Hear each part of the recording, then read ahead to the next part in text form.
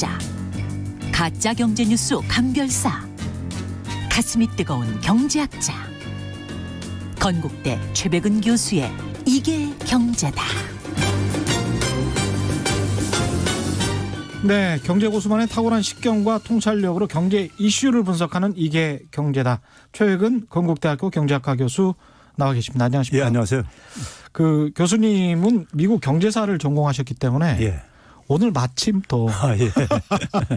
미국 개표일이라 예.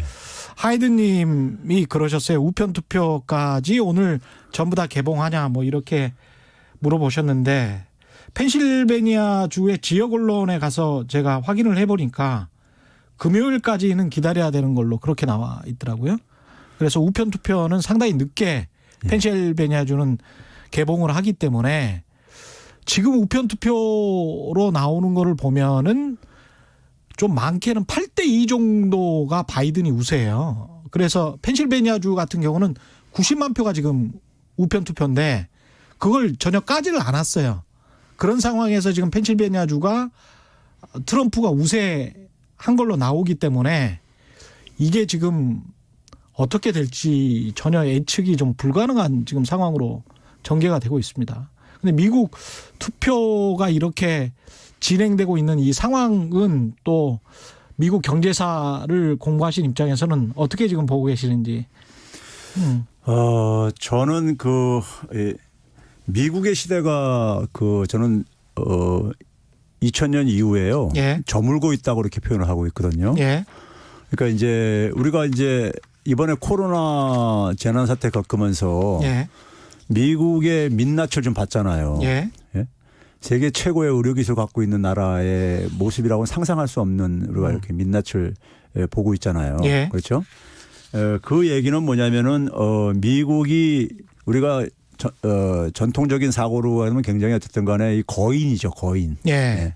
근데 그 거인이 지금 그러니까 뒤뚱뒤뚱 하고 있는 거예요. 지금요. 그렇죠. 하고 있는 건데 그러니까 사실 그 미국 전통적인 가치 기준으로 본다면은 사실 트럼프라는 사람이 지난번 대선에서도 되기가 어려운 인물이죠. 인물인데 예. 이런 분이 그러니까 두 번이나 될 수 있다는 것은 어쨌든 간에 미국 국민들이 그걸 지지를 하는 사람이 상당히 있다는 얘기고요. 그렇죠. 예. 그러면 그 미국 국민들이 그만큼 미국의 어떻게 보면은 과거에 미국의 세기에 미국의 시대에 가졌던 미국인들이 가졌던 그 여유로움이 많이 이제 손상된 거죠. 그게 이제 훼손되고 약해진 거죠. 예. 그러니까 여유가 없는 거예요. 미국의 이제 우리가 대표적인 저는 규범 중에 하나가 케어 문화입니다. 케어요. 남들을 배려. 케어하는 배려하는 배려. 문화. 이건데 이게 제가 90년대 제가 미국을 한번 방문했을 때 보니까는 80년대에 비해서 굉장히 훼손됐더라고요. 예. 그건 뭐냐면은 제가 이제 그걸 보면서 야 얘네들도 경제가 안 좋아지니까는 그 민낯이 드러나는구나 이렇게 좀 생각이 들었는데요. 예. 우리가 뭐 그런 말 있잖아요. 인심이라는 게 이 쌀독에서 나온다는 우리 뭐 속담 이런 게 있듯이 그러네요. 사람이 예. 어려워지게 되면은 막 이제 거칠어지고 그렇습니다. 이제 이러잖아요. 예. 대부분 사람들이요. 그런 것처럼 미국도 이제 그만큼 이제 여유가 없어진 거예요. 그렇죠. 더군다나 양극화도 심해지고 이제 그러면서요. 예. 그러면서 이제 특히 이제 미국은 여전히 미국 백인 중심의 사회인데 백인 서민층들이 굉장히 타격을 많이 받았죠. 예. 지난 한 20, 30년 동안에요. 그렇죠. 예, 일자리를 비롯해 가지고 굉장히 타격을 많이 받으면서 그러면서 사실 어떻게 보면 미국 서민 백인들이 굉장히 분노심이 굉장히 가득한 거예요. 어떻게 보면요. 그렇죠. 예. 예. 그게 이제 특히 이제 미국의 주류 정치인들에 대한 이 분노심이 굉장히 가득 많이 차 있는 거고. 그게 이제 트럼프가 그렇죠. 거기다 불을 지르는 거죠. 역으로 이용을 한 그렇죠. 거죠. 이용한 거죠. 예. 네, 이용을 한 거고. 그런 점에서 근데 문제는 그게 이제 해법은 아니라는 얘기죠. 우리가 분노와 어떤 갈등이 해법은 아니거든요. 그렇죠. 예. 예. 근데 이제 항상 그럴 때 이제 정치인들은 그거를 이제 자기가 이제 자기 개인의 욕심을 채우기 위해서 이용을 하죠. 악용을 하죠. 그렇습니다. 예. 뭐 예. 우리가 역사적으로 히틀러가 그러니까 우리가 그랬듯이 예. 이제 이렇게 하는데 그러면 이제 그럴수록 미국은 더 망가지죠. 그렇습니다. 그러니까 우리가 지금 보게 되면 미국이요. 2차 세계대전 이후에 흔히 미국의 세기, 미국의 시대라고 얘기를 전개되는데 미국이 어쨌든 간에 미국식 시스템과 관련된 가치이긴 하지만은 그래도 가치에 기반을 해가지고 저희 자유진영 질서를 이렇게 만들었었어요. 그랬죠. 그리고 규칙에 기반을 해가지고요. 그랬죠. 근데 그걸 스스로들이 지금 어쨌든 간에 차버리고 있잖아요. 폐기시키고 있잖아요. 그렇습니다. 예? 예. 그리고 이제 뭐 80년대 이후에 그러니까 미국이 마지막 주도했던 게 소위 신자유주의 거기에 한 축이 그러니까 레이건이었잖아요. 예. 신자유주라는 게 기본적으로 자유시장 경제 원리에 기초해가지고 자유무역, 사람의 자유로운 이동을 그걸 이제 지지하는 저거 있었단 말이에요. 상품의 자유로운 그렇죠. 예. 뭐 사람도 마찬가지 자유로운 이동 이런 걸 그렇게 했었죠. 그렇죠. 소위 예. 이제 90년대 워싱턴 컨센서스라는 것도 그러한 방식을 개도국에다 수출하려고까지 했었잖아요. 그렇습니다. 근데 그걸 레이건을 가장 존경한다는 트럼프가 스스로 그거 다 폐기해 버렸잖아요. 그렇죠. 예? 그 얘기는 결국 뭐냐면 미국의 가치를 미국의 규칙, 미국이 제시한 규칙과 가치를 스스로 지금 그러니까 폐기할 정도로 그만큼 그 상황이 됐다는 얘기는 미국이 굉장히 그만큼 여유가 없어지고 예. 미국이 그만큼 지금 쇠퇴하고 있다고 저는 보고 있는 거예요. 지금 저 교수님 말씀이 사실은 이번 주 영국 이코노미스트지는 자본주의 전 세계 자본주의의 수호지다. 이렇게 표현할 수 있을 정도의 역사와 전통을 가지고 있는 곳인데요. 아예 미국 국기가 그 달아져서 이렇게 펄럭거리는 모습을 보면서 바이든이 이번에 꼭 돼야 된다. 이게 헤드라인이에요. 영국 이코노미스트의 이유가 딱 지금 교수님이 말씀하신 것처럼 너무 지나치게 그 정파적으로 미국 중심주의적으로 갔기 때문에 우방들조차 지지할 수가 없는 지경에 이르렀고 그다음에 너무 심하게 거짓말을 많이 했다. 이거는 미국의 민주주의 가치를 너무 심하게 훼손시킨 지도자이기 때문에 서방 진영에서 받아들일 수가 없다. 이게 영국 이코노미스트지의 사설입니다. 사설. 굉장히 크게 나왔어요. 그래서 그 정도로 지금 사실은 영국이랄지 지식인들 쪽에서는 그렇게 보고 있다. 그런데 미국의 저항력 백인들은 트럼프를 지금 완고하게 지지하고 있는 그런 상황이죠. 지금. 근데 트럼프를 반대하는 사람들이요. 예. 그러면 이제 바이든한테 이제 절대적인 지지를 보내줘야 되는데 예.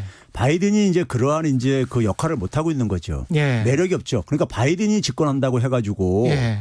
사실 오바마 집권할 때 굉장히 많은 기대를 흑인 대통령, 최초 흑인 대통령이 있었기 때문에 그렇죠. 그래서 어떤 변화를 기대했는데 뚜껑을 사실 열어보니까 그렇게 큰 변화 없었고요. 예. 그렇죠. 근데 이제 바이든이 집권한다고 해서 사실 뭐가 이렇게 달라질 것 같은가. 근본적으로 뭐가 달라질 것 같은가. 예. 여기에 대한 사실 그러니까 그 믿음이 없는 거죠. 그렇죠. 반 트럼프 진영에 있는 사람들조차도요. 예. 그러니까 트럼프 반대 진영은 결집력은 약하면서 반면에 트럼프 지지층들은 굉장히 결집력은 강하단 말이에요. 그렇죠. 예. 그게 이제 그러니까 그러다 보니까는 미국의 독특한 선거제도와 맞물려 가지고 미국은 연방정부이기 때문에 우리나라 국민들이 잘 미국 시스템을 모르시는 분들은 의아해할 수 있는데 미국은 연방정부고요. 연방정부라는 건 기본적으로 주정부의 독립성이 굉장히 강합니다. 주정부의 예. 이 권한들이요. 예. 그러니까 이 주정부에서 지금 그러니까 어떤 결정을 했을 때 그거를 그러니까 사실 어느 정도 그러니까 따를 수밖에 없는 그러니까 이런 부분들도 있거든요. 예. 그러니까 이제 그런 점에서 이제 그러니까는 이 미국의 지금 상황이라는 것은 미국의 가치를 전통적인 가치를 지켜내려고 하는 세력들이 어떤 새로운 모습을 새로운 비전을 제시를 못 해주고 있는 거죠. 그렇습니다. 그게 예. 이제 결국은 이제 그러니까 트럼프라는 인물을 계속해서 어쨌든 간에 이렇게 그 지속시키게 되는 하나의 요인이라고 저는 생각이 들고요. 예. 그게 결국은 미국의 활력을 계속 저하시킬 수밖에 없을 것이다 이렇게 생각합니다. 예. 오늘 경제 이야기 해야 되는데 네. 다른 이야기들이 좀 많아서 일단은 어제 이어서 오늘도 청취자 세 분께 KBS 박종훈 기자의 부의 골든타임 책 보내드리겠는데요. 어제 정말 많은 청취자 여러분의 문자 참여가 있었습니다. 휴대전화 끝자리 9008번, 0805번, 7036번 이렇게 세 분입니다. 9008번, 0805번, 7036번 세 분. 당첨되셨습니다. 축하드립니다. 예. 이번 주 금요일까지 하루 세 분씩 선정해서 방송 끝난 후 개별적으로 연락드리니까요. 부의 골든타임 KBS 박종훈 기자의 책 드립니다. 짧은 문자 50원, 긴 문자 100원이 드는 샵 9730으로 많은 참여 부탁드리겠습니다. 곧 트럼프 대통령이 입장을 발표할 예정이라는데 혹시 또 우기는 거 아닌지 모르겠습니다. 속보 나오는 대로 전해드리겠습니다. 일단 우리나라 걱정도 또 해야 되니까. 우리나라 걱정도 해야 돼요. 지금 서민들 전세난이 심각한데 그거는 뭐 사실이니까요. 이 상황을 어떻게 보고 계시는지 그것도. 제가 예. 이제 그 일전에도 몇 차례 얘기했지만 부동산 정책은 솔직히 이건 실패한 겁니다. 네. 실패한 건데 그러니까 정책에 있어서요 굉장히 중요한 게 뭐냐면은 첫 단추가 굉장히 중요해요. 첫 단추가 중요한데 부동산 정책에 있어서 문재인 정부에서 대통령은 사실 어느 정도 그 방향성은 제시했었어요. 예. 그러니까 소위 말해서 이제 부동산 시장을 인위적으로 부양시켜 가지고 예. 경기 활성화 이런 건 안 하겠다. 예, 그게 가계부채 부작용을 겪었었으니까요. 예. 그리고 두 번째는 뭐냐면 부동산이라는 불로소득을 가지고 그러니까 이게 부를 챙기는 이런 것들도 이제 더 이상 이제 허용하지 않겠다. 예. 했단 말이에요. 그런데 결과론적으로 볼 때는 그게 다 지켜지지 않았죠. 그랬죠. 그런 점에서는 분명히 실패인 거예요. 예. 근데 그 정책을 위반하는 사람이 제가 항상 늘 쓰는 표현이 뭐냐면 부동산 시장은 정상화시켜야 된다. 근데 계속 정부가 썼던 게 안정화라는 표현을 이제 쓴단 말이에요. 아. 예? 안정화요. 예. 정상화라는 표현을 제가 그렇게 얘기해도 안정화라는 표현을 고집부렸었어요. 예. 그걸 안정화라는 것은 기본적으로 뭐냐면은 부동산 가격이 하락하는 거 급락하는 것도 싫어하는 거예요. 예. 예? 싫어하는 것이고 부동산 시장의 현상을 그냥 이렇게 지속을 하면서 지속시키는 건데 문제는 그러다 보니까는 부동산 시장의 주변 환경이 어떠냐에 따라서 예를 들어서 유동성이 굉장히 풍부한다든가 이렇게 예. 되면은 항상 불이 붙을 수 있는 이게 여지가 남아 있는 거예요. 정부가 그걸 그러니까 정상화시킬 의지가 없으니까요. 예? 그러니까 항상 대책도 뭐냐면 핀셋식으로 나왔었죠. 의지가 부족했다 많이. 예. 예. 그러니까 부동산 시장의 가격이 너무 과도하게 오르다는 상황에서 예. 그걸 정상화시킨다는 것은 가격을 인하시킬 그러니까 우리가 이 각오까지 있어야 됐었던 것이고요. 예. 그걸 위해서 대책은 이미 나와 있었어요. 뭐냐면은 다주택자들이 그러니까 매물을 내놓게 해야 된다. 유도를 해야 된다. 예. 일정한 시간을 주고 그러니까 내놓게 해야 되고 그 시간 동안에 뭘 해야 되냐면은 정부는 뭐냐면은 이 부동산 가격이 안정이 되더라도 아니 좀 이게 정상화 되더라도 예. 살 수 없는 사람들 있잖아요. 워낙 예. 부동산 가격이 크니까요. 이 사람들한테 장기 공공임대를 그러니까는 이걸 이제 공급을 이제니까는 하겠다는 이제 그러니까 계획을 가고 예. 신도시 이런 건설에서도 그러니까 대부분을 그러니까 이 공공임대로 공급을 예. 하는 방향을 처음부터 추진했으면요. 예. 왜 그러냐면은 다주택자 매물을 내놓게 하게 된다는 얘기는 뭡니까? 팔게 유도한다는 얘기잖아요. 그렇죠. 그건 결국 뭐냐면은 기대 차익을 그러니까 없앤다는 얘기입니다. 그렇죠. 세금을 통해서요. 예. 그러면 매수가 사라지 실종됩니다. 당분간 단기적으로는요. 예. 사람들이 그러니까 가격 하락할 때까지 기다릴 테니까요. 근데 정부가 한 거는 그게 그런 방향이었는데 왜 그게 효과를 그렇게 발휘하지 못했죠? 아니 그러니까 부동산 시장 안정화한다면서요. 항상 예. 뭐 했습니까요? 그 지나치게 오른 지역에 뒤쫓아 가가지고 사후적인 규제를 내놨잖아요. 예. 그러면 사실 그렇게 계속 옮겨갔잖아요. 불이 그러니까요. 예? 처음부터 전면적으로 했어야 된다라는 그러니까 제가 뭐냐면 말씀이군요. 부동산 가격을 예. 하락시킬 의지가 없었다 이거예요. 예, 처음부터요. 그러니까 그런 대책을 간 거예요. 정부는 부동산 가격을 하락시킬 의지가 없었다. 예. 오늘 그러니까 두 가지 평가를 아주 중요한 평가를 해 주시는데 문재인 정부의 부동산 정책은 결국 실패했다. 예. 그다음에 정부가 부동산가를 하락시킬 의지가 처음부터 없었다. 예. 이런 두 가지 말씀입니다. 예. 예. 그러다 보니까는 그러니까 결국 뭐냐면 이 부동산 가격이 하락할 저걸 없다 보니까는 예. 어떻게 했습니까? 집 없는 사람들에 대한 대책으로서 민간 임대주택 활성화라는 이 명분 속에서 박근혜 정부 때 입안했었던 그러니까 임대주택 선진화 이 대책을 그대로 유지 내지는 일부 보완까지 해줬잖아요. 예. 그러니까 사람들은 시장한테는 어떻게 신호를 준 겁니까? 다주택 소유하라고 한 거잖아요. 예. 임대 사업자들이 굉장히 그러니까 이 수익이 높거든요. 수익률이요. 그러니까 심지어 그러니까 지방의 중소기업들조차도 그러니까는 이 임대 사업에 뛰어들 정도로 예. 예? 제조업을 해봤자 별로 돈도 못 버는데 예. 임대주택 사업에 뛰어든 거란 말이에요. 예. 그러니까 정부가 그쪽으로 그러니까 집 가격을 오르는 방향으로 오히려 유도를 하는 측면이 있어요. 그렇죠. 그러다 보니까 집값이 오르니까 일반 국민들은 예. 문재인 정부 믿고 있다가 매수를 안 하고 있다가 그러니까 거기에 대해서 그러니까 사실 뒤통수 맞은 느낌이 들고 예. 예?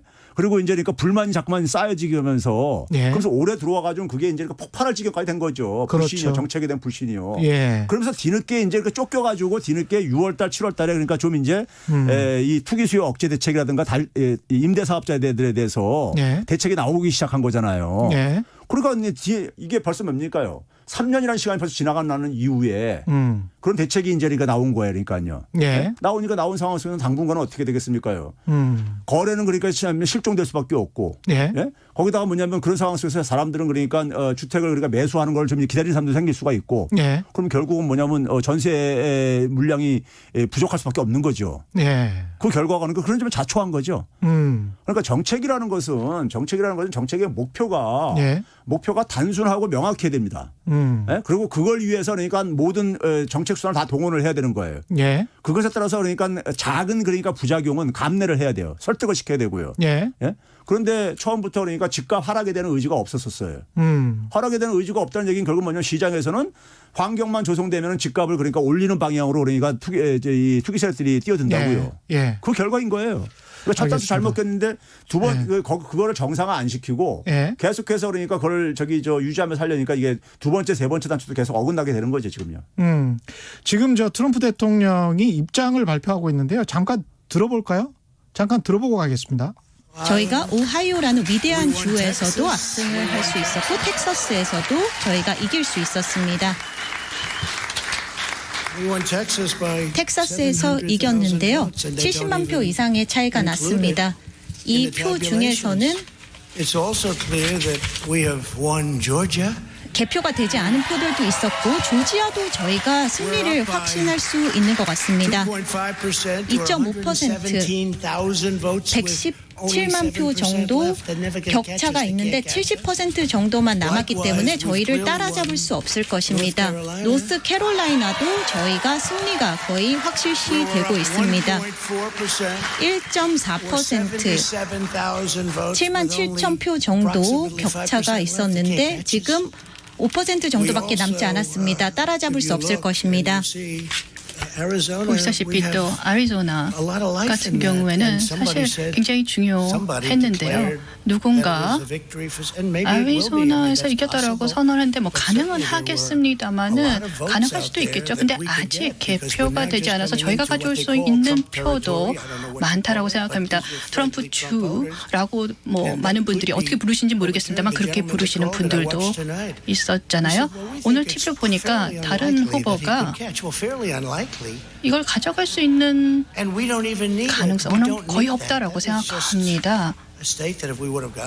이 아리조나는 저희가 가져올 수 있다면 좋았겠습니다만 저희가 또 승리할 수 있는 가능성도 상당히 있다라고 생각합니다. 뒤집힌 것도 봤고요. 그리고 그 격차가 줄어든 것도 봤습니다. 그래서 계속해서 그 추세가 유지되기를 바랍니다. 펜실베니아 같은 경우는 저희가 굉장히 앞서서 이기고 있지 않습니까?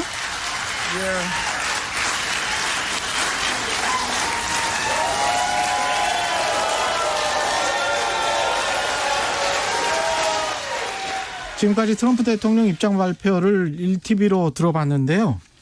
텍사스에서 승리했다. 플로리다에서 승리했다. 오하이오에서 승리했다. 노스캐롤라이나도 거의 승리한 것 같다.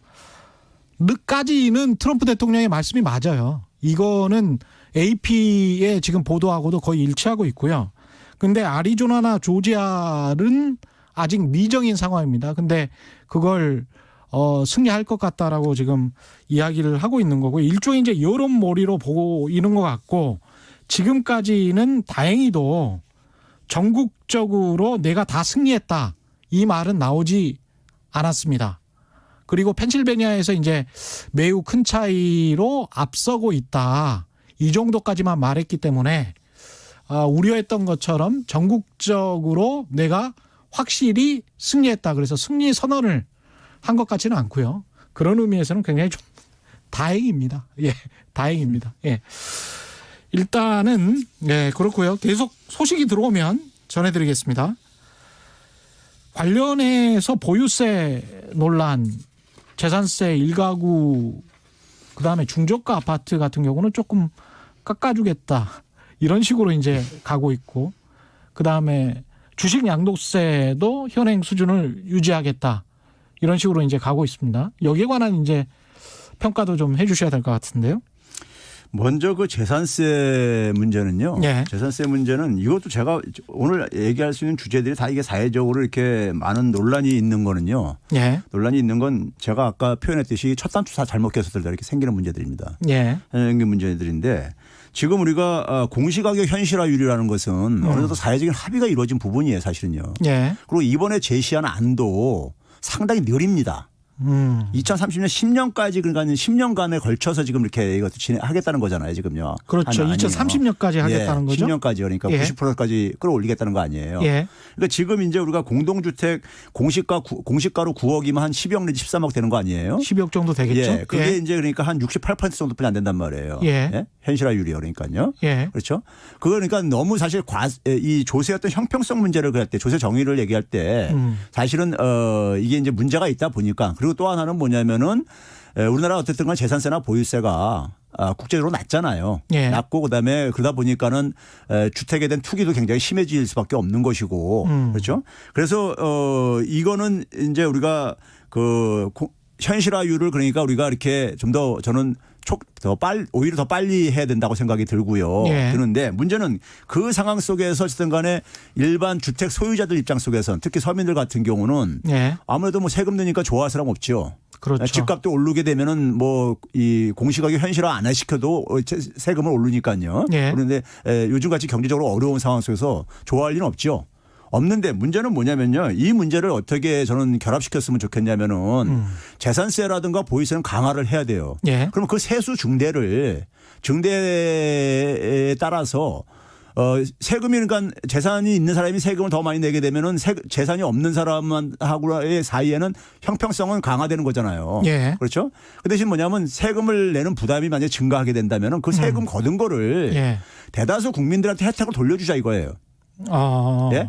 그러니까 예를 들어서 그러니까 뭐 상위 한 10% 정도라든가 예. 상위 한 5% 정도만 그러니까 실질적인 부담을 갖게 하고 나머지 국민들한테 그러니까 무주택자를 포함해 가지고 대다수 국민들한테 그러니까 그 세금 거둔 걸 돌려주자 이거예요. 예. 예? 뭐 우리가 뭐 흔히 뭐 기본소득이라는 표현을 안 쓰더라도 예. 서로 돌려주게 되면은 자기 세금 낸 것만큼은 다 돌려받는다면은 조세 저항은 없을 수 있잖아요. 예, 그렇죠. 그러면서 이제 뭐냐면 재산이 굉장히 그 재산에 대해서 정당한 어쨌든 과세가 이루어지고 특히 무주택자 같은 경우는 사실 상대 더 혜택을 보는 거죠. 예. 자기는 세금도 안 내면서 그러니까 혜택을 보는 거니까요. 예. 그렇죠? 그러면서 조세 정의도 좀 만들 수 있고 예? 이런 점이 이제 그러니까는 그 해법을 찾을 수 있는데 예. 이걸 그러니까 뭐 6억 원 이하로 그러니까 뭐 이렇게 간다 했을 때 재산세를 인하한다 해준다 할 때 예. 어떤 문제가 생기겠습니까? 6억 원 이하짜리 집에 대한 또 이제 이게 투기적인 수요가 생길 수도 있어요. 그렇네요. 예, 이 집에 대해서요, 그러니까요. 예. 그럼 지금 지난번 7월달에 내놓은 대책이 뭐였었습니까요? 요점이요. 주택 수요 그러니까 이거 억제하자고 해서 세금 강화했던 거 아닙니까? 그렇죠. 예? 근데 예. 그거하고 이거하고 그러니까 충돌하는 부분들이 있다고요. 근데 공시가를 계속 그렇게 올리게 되면 아무래도 재건축 아파트들 같은 경우에 땅값 플러스 건축비인데 땅값이 상승하게 되는 거잖아요. 정부가 공인하는 땅값이 상승하게 되면 분양가가 아무리 분양가 상한제라고 할지라도 분양가가 올라갈 수 있는 가능성이 커지고 그다음에 3기 신도시를 만들 때 이제 우리가 토지를 수용하지 않습니까? 국가에서. 예. 근데 그 규모로 봤을 때 몇 조 원이 더 증가가 될 수가 있고 그러면은 세금이 굉장히 많이 또 그쪽으로 쏠리게 되고 그 쏠린 세금을 가지고 또 그 돈을 가지고 그 사람들이 또 투자하나 투기 세력으로 등장할 수 있단 말이죠. 그래서 공시가격을 급격하게 올리는 게 과연 집값 하향 안정화에 도움이 될까? 집값 하락에 도움이 될까? 그런 반론도 있을 수 있습니다. 그럼 재산세와 더불어서 토지 보유세를 강화시켜야 돼요. 예. 토지 보유세를 강화시켜야 되는 거죠. 예. 그래서 토지를 통해서 이익이 생기는 부분을 사실은 환수를 해야 되죠. 환수를 해야 된다. 환수를 해가지고 그것을 그러니까 아까도 얘기했듯이 이것들을 국민한테 좀 돌려주자 이거예요. 예? 그래서 그러니까 토지 보유가 크지 않은 국민들은 피해가 별로 없도록 그러니까 설계를 할 수가 있는 거죠. 예. JSB 9445님은 부산이 친정인데요. 평생 주택에만 사신 터라 고관절 수술 후 계단이 힘들어서 아파트로 옮기려고 하는데 우선 전세가 없고 가격도 작년 대비해서 2배입니다. 부산의 35평이 5, 6억이에요. 이건 넌센스입니다. 이래도 김현미 장관, 김상조 실장을 해임 안 하다니요. 이런 말씀을 하셨습니다. 이렇게 또 생각하시는 분들도 많습니다. 의외로 많을 겁니다. 예. 3000님, 3000님, 부동산 정책 수정해 주세요. 지금 사는 곳에서 18년 동안 살고 있습니다. 물론 살고 있는 집값이 올라서 기분은 좋지만 남편도 정년 퇴직하고 국민연금은 2년 뒤 수령하는 상황에서 세금을 이렇게 많이 올리는 건 부당하다고 생각합니다. 집을 매매해서 차익이 발생할 때 세금을 납부하는 거랑은 다릅니다. 1가구 1주택에 이렇게 하는 거는 부당합니다. 또 이것도 또 납득이 가네요. 그러니까요. 그런 예. 분들에 대해서는 그러니까 세금 세수를 그러니까 돌려주는 방법으로 그 피해를 그러니까 최소화시킬 수가 있다 이거죠. 그렇죠. 예. 천상 가브리엘님은 양도세 인하와 보유세 인상은 같이 맞물려 가야 하는데 그러니까 보유세는 인상하더라도 양도세를 인하해서 매물을 좀 더 늘리자 이런 주장이신 것 같고요. 4661님은 미국 선거 이후에 부동산 시장 어떻게 될지 이건 좀 예측이 가능할까요? 뭐 저기 일단 지금 이제 우리 이 부동산을 포함해서 자산 시장에 예. 환경이 지금 굉장히 유동성이 굉장히 많이 지금 있는 상황이고 하다 보니까는 사실 조금만 그러니까 허점이 보이게 되면요. 예. 허점이 보이게 되면 부동산 시장은 다시 또 이제 그러니까 불붙을 소지는 얼마든지 있어요. 이제 그런 점에서 그러니까 이거는 어떤 전쟁을 한다는 심정으로 이거는 이제 접근을 해야 되는 거예요. 그러니까요. 예. 매듭을 끊을 생각을 해야 되는 거예요. 과거하고 완전히 단절을 하겠다는 이런 생각이 없으면요. 예. 예. 대주주 양도 예. 소득세, 대주주라고 말하기는 좀 그렇습니다만 좌우지간 양도소득세를 3억 기준을 좀 낮추겠다 그랬죠. 예. 그랬다가 이제 기존 10억으로 유지를 했습니다. 이거는 어떻게 보시나요? 이것도 저는 이제 소위 말해서 우리가 뭐 특수한 상황, 자본시장이 미발달한 이런 상황을 이제 상황 속에서 예. 생긴 것도 있지만 이것도 첫 단추 잘못 꼬인 거죠. 예. 예를 들어서 그러니까 우리가 기본적으로 주식 양도소득세에 대해서 그러니까 세금 매기는 건 정당한 거예요. 예. 모든 소득에 대해서 세금 매겨야 되는 거니까요. 예. 그렇죠? 자본 차익에 대해서 과세를 강화할 필요가 있는 것도 사실인 거고요. 예. 그렇죠? 근로소득보다도 사실 더 이게 불로소득적인 측면이 있으니까요. 예. 그렇죠? 그런데 우리나라가 이게 제도가 굉장히 기형적인 게 2000년에 이걸 도입했단 말이에요. 그랬죠. 근데 종목당 그러니까 그 당시에 이제 100억 이상을 이제 소유한 사람 한 종목당 그러니까 예. 100억 이상 이게 이제 대주주 요건이었잖아요. 예. 그게 이제 지금까지 10억으로 쭉 내려온 거예요. 쉽게 얘기하면요. 예. 종목당으로 하는 것도 굉장히 기준도 좀 약간 이게 기형적이라는 거죠. 예. 뭐 그러니까 여러 종목을 합해서 10억 갖고 있으나 예. 그거 하잖아요. 근데 이제 그렇게 해서 대주주를 하다 보니까 이제 사람들이 그게 무슨 저희 3억이 대주주냐 그렇죠. 뭐 이런 얘기 나오게 된 건데 예. 그러니까 이제 지금 뭐 이렇게 3억으로 내리게 되면 있잖아요. 3억으로 내리게 되면 어떤 문제가 생기겠습니까요?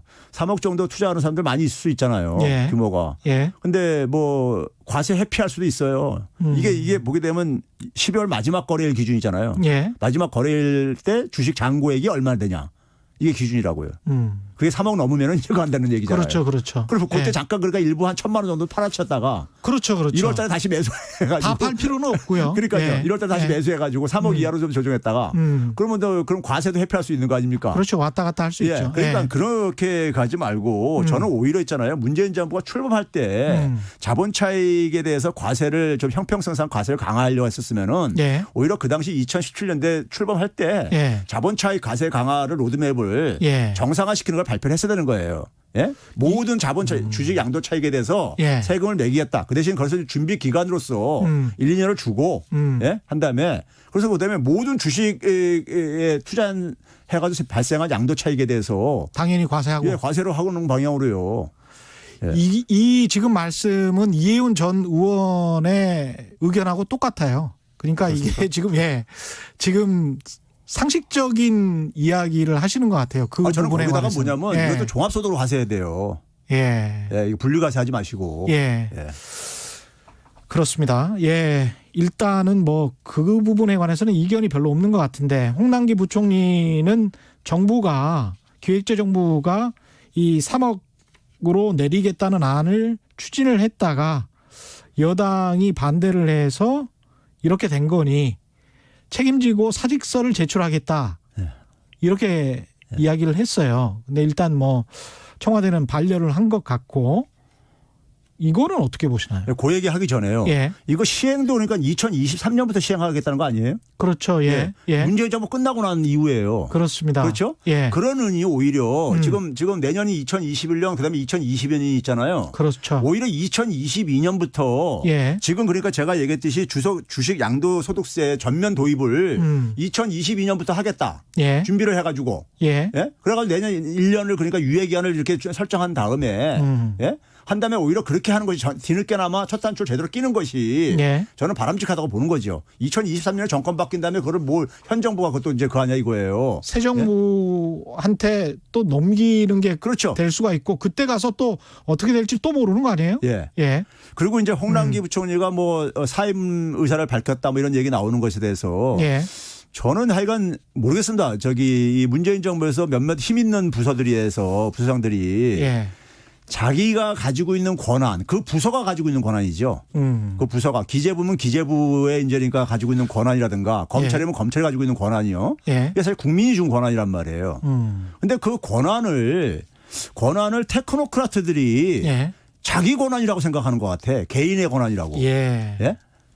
이게 뭐냐면은 그래가지고 그거를 자기의 그걸 이제 자기의 소신으로 포장을 해가지고요. 예. 포장을 해가지고 밀어붙인단 말이에요.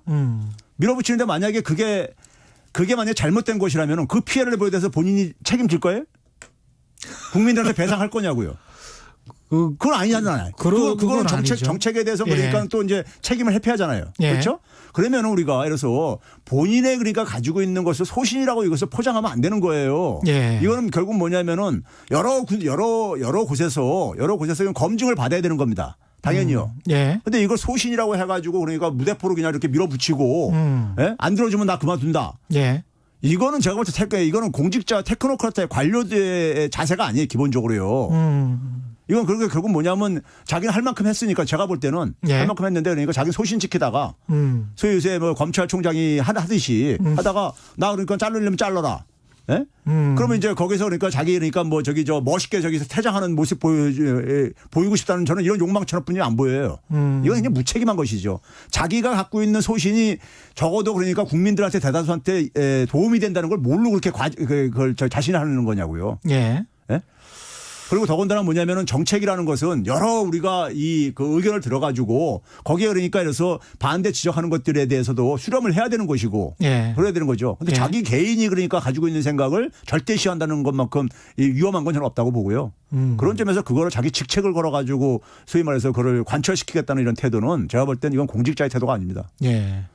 지금 언론에서 이제 논란이 되고 있는 것들 홍남기 부총리 사표 논란 그리고 이제 또 최근에 논란이 됐던 게 이재명 경기지사와 유승민 의원이 일자리와 관련해서 통계를 가지고도 좀 이야기를 했었던 것 같고 SNS상에서 좀 설전이 있었는데 어떻게 이게 시작된 건가요? 이게 무슨 내용인가요, 일단? 이게 이제 그러니까 유승민 의원이 SNS 상에다가요. 예. 10월 19일 날에 이제 페이스북에 하기에 이제 그러니까요. 예. 예, 거기다가 이제 그러니까 대통령은 경제위기의 심각성을 알기는 아는가. 뭐 이런 식의 이제 글을 이제 장문의 글을 올렸어요. 예. 근데 이분이 이제 이런 주장은 과거에도 그러니까 이런 주장을 해왔었어요. 예, 해왔었는데 거기 보게 되면 이제 뭐 흔히 이분이 쓰는 표현이 경제 포기한 대통령 뭐 이런 식의 이제 그러니까는 이제 거의 이제 어떻게 보면 좀 막말성 이런 표현을 막 해요. 했는데 예. 거기에 이제 구체적으로 이제 들은 근거가 뭐냐면 성장 동력을 잃고 역사상 최악의 고용 참사와 양극화. 예. 역사상 최악의 고용 참사 양극화. 그리고 정부 기업 가계 모두 최악의 부채에 시달리고 있다. 이렇게 얘기했어요. 예. 이런 내용들이 포함되어 있어요. 예. 그러니까 이재명 지사가 거기에 대해서 이틀 후에 예. 이제 그러니까 SNS상에다가 예. 이제 그러니까는 그 맹목적 비난하지 말고 전문가다운 대안 제시 기대합니다 하면서 그러면서 이제 구체적인 통계 근거를 가지고 예. 고용 참사라 그러는데 사실 고용률만 보게 되면 역대 최고거든요, 지금요. 예. 그게 물론 양적인 지표지만은 예. 그렇죠. 그다음에 이제 정부 기업 가계 이게 최악의 부채라 했는데 실질적으로 보게 되면 연평균 증가율을 보게 되면은 박근혜 정부 때 가장 높았었고 예? 뭐가요? 가계부채가? 정부, 기업, 가계부채를 합한 거를 다 보게 되면은요. 그 국가부채도 제일 높았어요? 박근혜 정부 때? 박근혜 정부 때가 연평균 증가 속도는 빠릅니다. 증가 속도가 빨라요. 예. 그러니까 이제 이 가계부채 같은 경우는 뭐 박근혜 정부 때 굉장히 뭐 크게 증가했었으니까 그건 그건 다 알고 있는 사실들이고요. 예. 그런데 이제 그러다 보니까 이걸 이제 가짜 뉴스를 그대로 옮긴다고 이제 이재명 지사가 이렇게 이제 페이스북에다가 또 마찬가지로 이렇게 주고받은 거예요. 예. 그러면서 이제 구체적인 통계 수치를 이제 제시를 하면서 예. 했는데 그러면서 이제 뭐냐면은 그러다 보니까 이제 유승민 전 의원이 또 다시 이제 그러니까는 재 반박을 이제 가면서 반박을 하면서 이제 뭐라고 했습니까? 이제 이게 중앙일보에 이제 이게 그 헤드라인 뽑은 거를 이제 기사가 났군요. 한데 문재인 감싼 이재명에게 할 말하는 결기를 보일 수 없는가? 예? 자기는 그러니까 박근혜 대통령한테 막 이렇게 소위 말해서 옳은 소리 하다가 유승민 전 의원이 했는데 당신은 그러니까 너무 저렇게 저가지는 게 아니냐 이런 식의 이제 얘기를 한 거예요. 예. 그러면서 이재명 지사가 지적한 것에 대해서는 이제 피해가고 그러면서 뭘 꺼냈냐면은 FT 지수라는 걸 꺼내놨어요. 이게 FT가 우리말로 전일제 환산 취업자 수인데 굉장히 낯선 개념이죠. 그러니까 FT라는 게 풀타임입니까? 풀타임 이퀴벌런트. 예, 이게 뭐냐면은 우리가 되게 그러니까 풀타임 노동자들 노동력이 있잖아요. 예. 그러니까 되게 이제 주당 40시간 이상 그러니까 뭐 일을 하는 경우 우리 통계청에서는 주당 36시간 이상을 주로 이제 기준으로 하고 있는데 주당 40시간 이상 그 근로 시간을 기준으로 해가지고 전체 그러니까 우리가 취업자들의 노동 시간 있잖아요. 그렇죠. 어떤 사람은 일주일에 60시간 하는 사람도 있고 어떤 사람은 17시간만 하는 사람도 있고 17시간 하는 사람은 이제 파트타임으로 봐야 되겠죠. 그렇죠. 그러니까 그래서 20시간 하는 사람은 0.5명으로 취급하는 거예요. 40시간이 취급하니까. 58에 40회에서 5일 동안 8시간 풀타임으로 일하는 거니까. 풀타임 이제 취업자로 이제 보는 걸 주당 40시간으로 봐가지고. 그렇죠. 그러면 일주일에 20시간이라는 사람은 0.5명으로 이제 간주하는 겁니다. 그렇겠네요. 그리고 만약에 60시간을 하는 사람도 있을 수가 있잖아 일주일에요. 그러면 1.5명으로 계산하는 거고요. 그런 식으로 그렇게 해가지고 풀타임 기준으로 얼마나 취업자 숫자가 얼마나 변했느냐 이걸 이제 얘기하는 게 그런 지수가 이제 FTE 지수다. 이게 이제 OECD에서 이제 도입했다 그러는데 OECD에서는 이걸 주로 있잖아요. 남성과 여성의 이걸 비교하기 위해서 이걸 사용을 해요. 왜 그러냐면 여성들이 파타이머가 많으니까. 파타이머 많으니까 여성들이 얼마나 경제 활동에 질질에 많이 그러니까 가고 있는 걸 변화하는 걸 이거 보기 위해서 격차가 많이 벌어지고 이게 좁혀지고 있는 걸 보기 위해서요.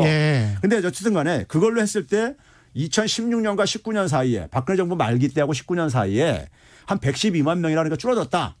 그러면서 이제 고용의 질이 나빠진 거 아니냐. 이게 이제 이렇게 유승민 의원이 제기한 거였었어요. 그만큼 풀타임으로 정규직으로 일하는 노동자들은 숫자가 많이 줄어들었 게 아닌가. 이런 문제 제기네요. 그렇죠. 근데 이제 문제는 뭐냐면 이 FT 지수라는 게 사실 경제학자들도 대부분은 몰라요. 그렇습니까? 이게 노동경제학 하는 사람 정도나 이게 보조 지표로 사용하는 거기 때문에 우리 통계청에서도 발표 안 하는 지표가 아직은 그러니까요. 그렇군요. 이거 계산을 할 수 있어요. 아까 얘기했듯이 그런 방식으로 계산하면 되는 거니까요. 그런데 이제 이 지표를 갑자기 딱 끄집어내니까는 일반 사람들이 볼 때는 FT 지수가 도대체 뭐야? 이렇게 전일제 환산 취업자 수준 이렇게 될 게 아닙니까? 근데 그렇죠? 이제 기존의 보수 언론들이 주장했던 양질의 노동 일자리가 사라지고 있다. 거기에는 이제 부합되는 수치네요. 그렇죠. 그렇게 해석할 수도 있는데 또 다른 측면도 있어요.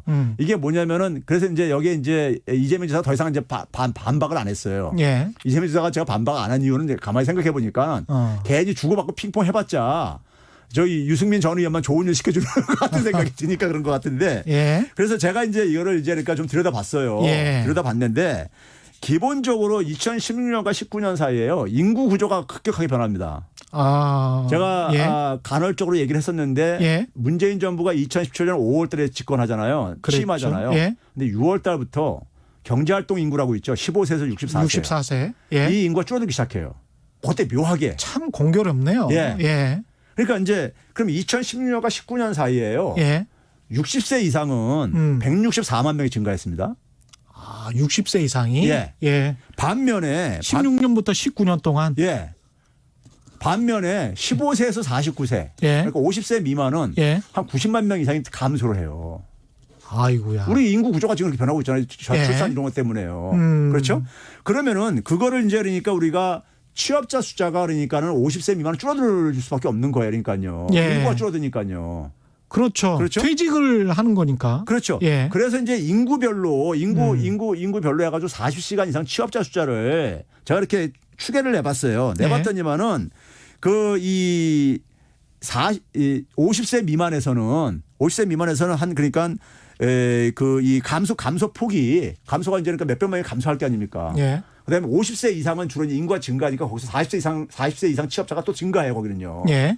그래가지고 그거를 이제 저기 빼고 더 해보면은 예. 한 90만 명 정도가 취업자가 이제 그러니까 40시간 기준으로 할 때 줄어든 걸로 나와요. 예. 유승민 의원은 112만 명이라고 했지만은 근데 문제는 뭐냐면 이 동안에 근로 시간이 그러니까는 한 2.1시간 정도 평균 감소합니다. 왜 감소했냐면요.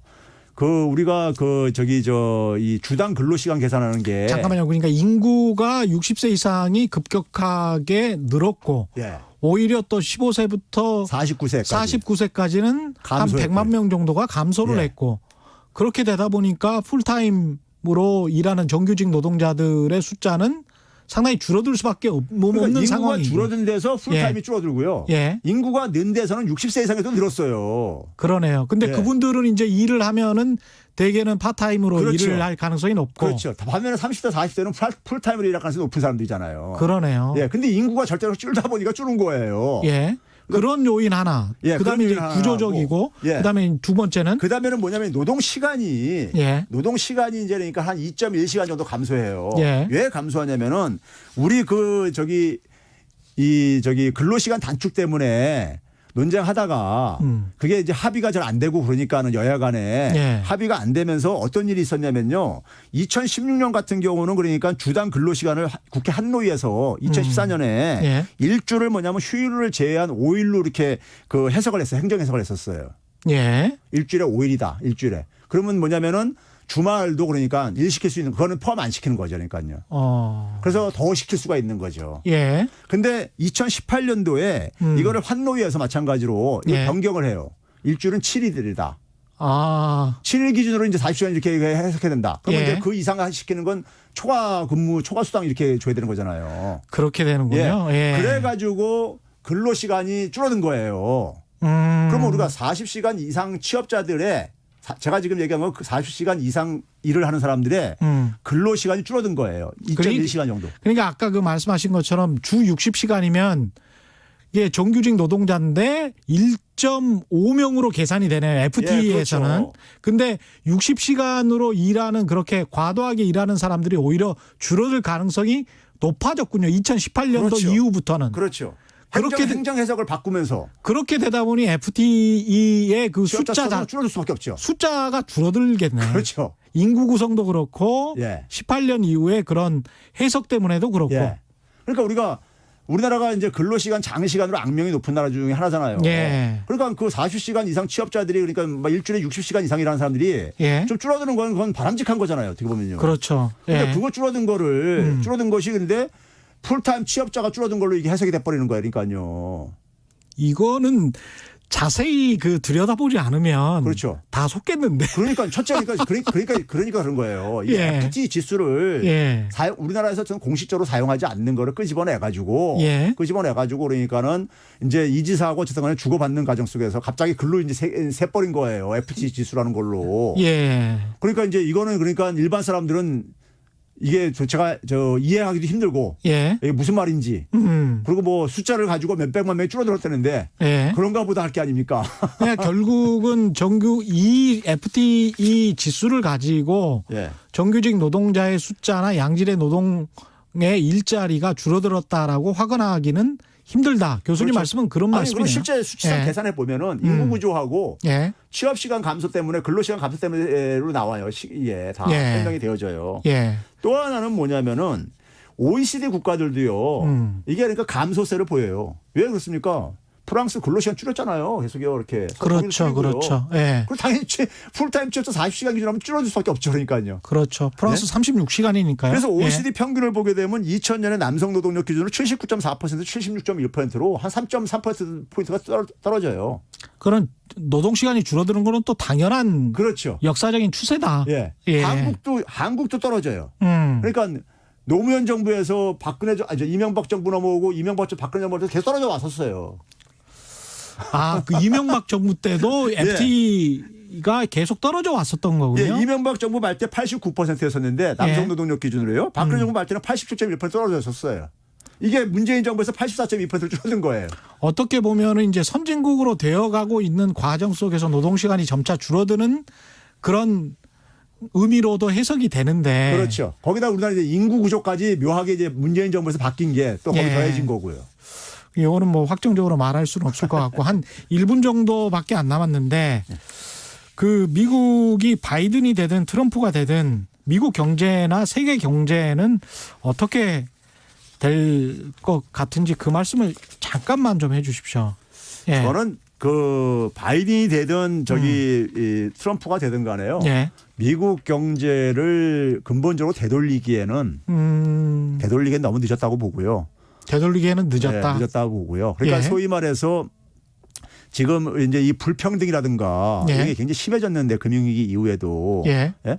심해졌는데 그것에 대해서 사실은 지금 바이든이 내놓은 공약을 보게 되면요. 예. 별로 도움이 크게 개선될 것 같지가 않아요. 불평등을 완화시킬 것 같지 않다. 예. 바이든도. 그런데 미국의 지금 핵심적인 문제는 불평등이라고 저는 봐요. 예. 핵심적인 게. 예. 근데 거기에 그러니까 사실 지금 통화정책과 재정정책 같은 경우도 수단이 거의 다 고갈돼 버리는 상황이고요. 그런 상황 속에서 결국 민간 부분에서 어떤 혁신을 만들어내야 되는데 예. 민간 부분이 지금 뭐냐면 한 2012~13년부터 그러니까 사실 이 플랫폼 사업 모델들이 예. 혁신이 지금 그러니까 멈춰져 있는 상황이에요. 알겠습니다. 근데 이거를 그러니까 돌파하려다 보니까 트럼프 같은 경우는 통상으로 이제 간 거죠. 내수가 내수가 허약하니까는. 예. 요 주제 가지고 한 번 더 제대로 한번 말씀을 들어봐야 될 것 같고요.